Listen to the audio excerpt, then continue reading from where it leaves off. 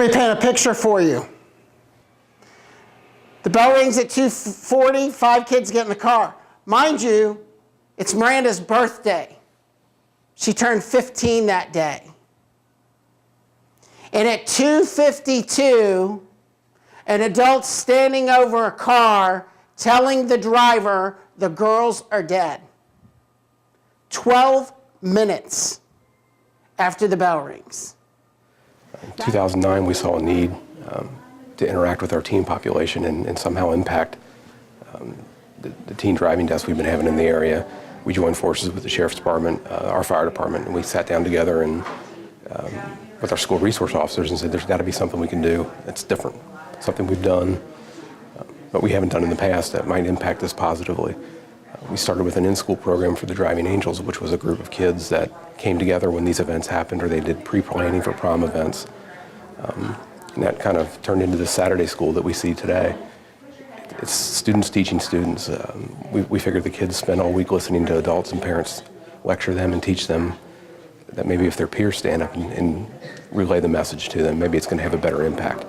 We've taken these students and had them trained by our professionals, our traffic safety professionals, on the message, and they put their own spin on it, and they present it every month to the teenagers.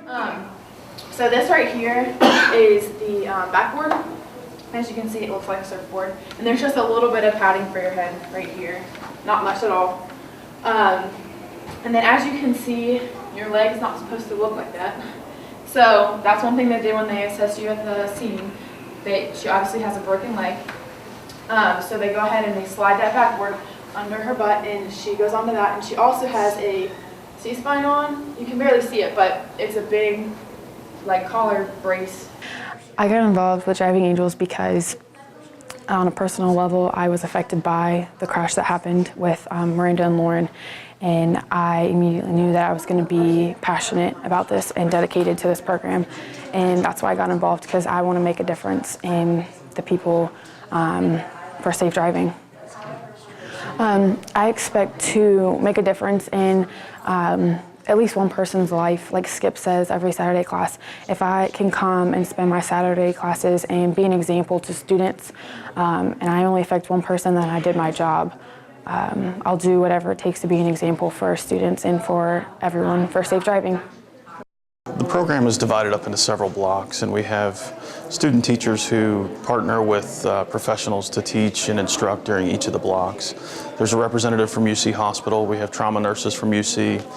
There's the law enforcement side. That discipline is represented by myself and Officer Pat Quinn, who's the traffic safety specialist for the Colerain Township Police Department. We've also got folks from the Colerain Township Fire Department to instruct on their role in this whole project. And basically each discipline represents a different component and kind of sends a different message. And it's all combined to increase awareness, education, and to kind of alter the driving behavior of the young people that we interact with. The fire department concentrates on their response.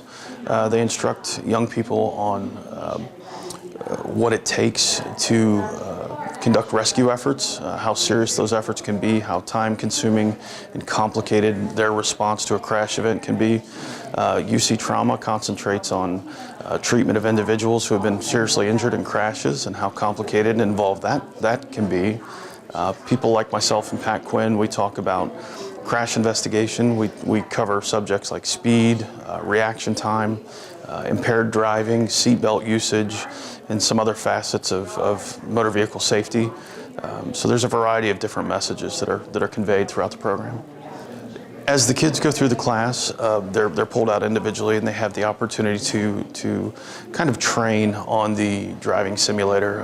One of the Colerain Township police officers will accompany them to the machine, and it's basically kind of like a test to see if they're paying attention, if they're monitoring their speed, if they're reacting in an appropriate manner to some of the different stimuli that they encounter on the simulator. So it's just another form of training, basically.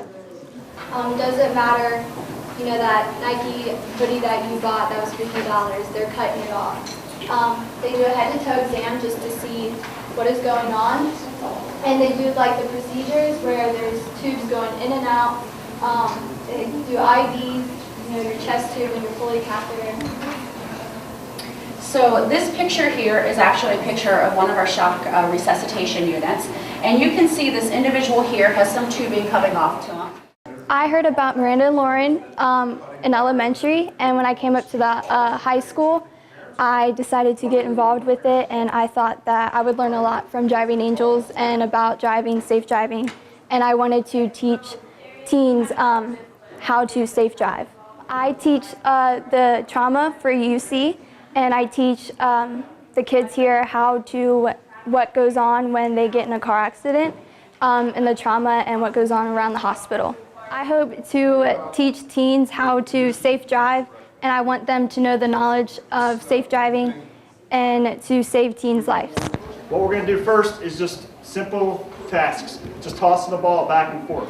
What it takes is hand-eye coordination. We want to make sure they have that first before they put on the beer goggles.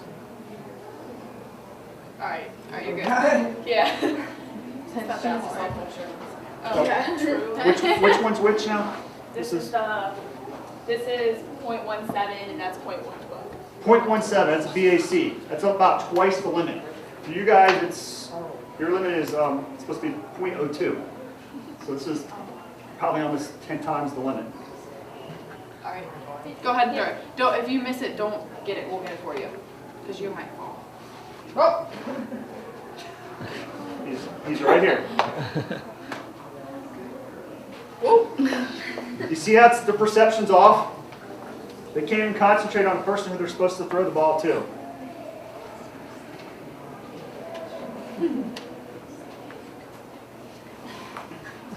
You know you're supposed to throw it to the other one, right?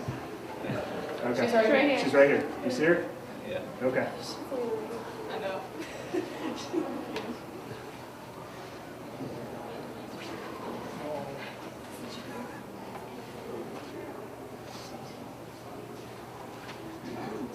His reaction time's slow. It slows up everything. Your hand-eye coordination slows up. You just can't react quick enough. That's what we're trying to demonstrate here. You all are here because you made a choice. You're the lucky ones. You made a choice that got you a ticket for a minor infraction of some kind.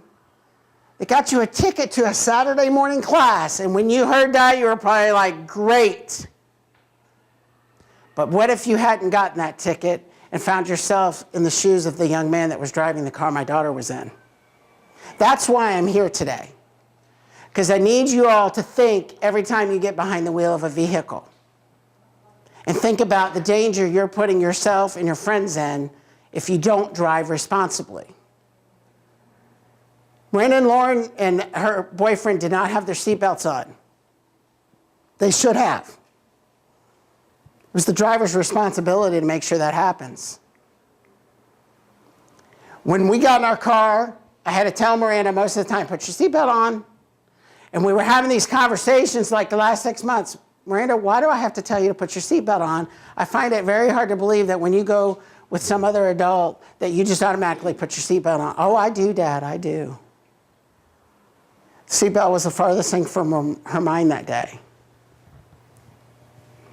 Seatbelts are important, and you need to wear them every time. But I'm going to tell you, they told me that it wouldn't have mattered for her. That the impact was so great that if she would have been strapped in with 50 seatbelts, it still would have killed her. And then we see on the news this week, young man in the back seat of a car, the driver loses control, and the young man is ejected from the car. 16 years old. Killed.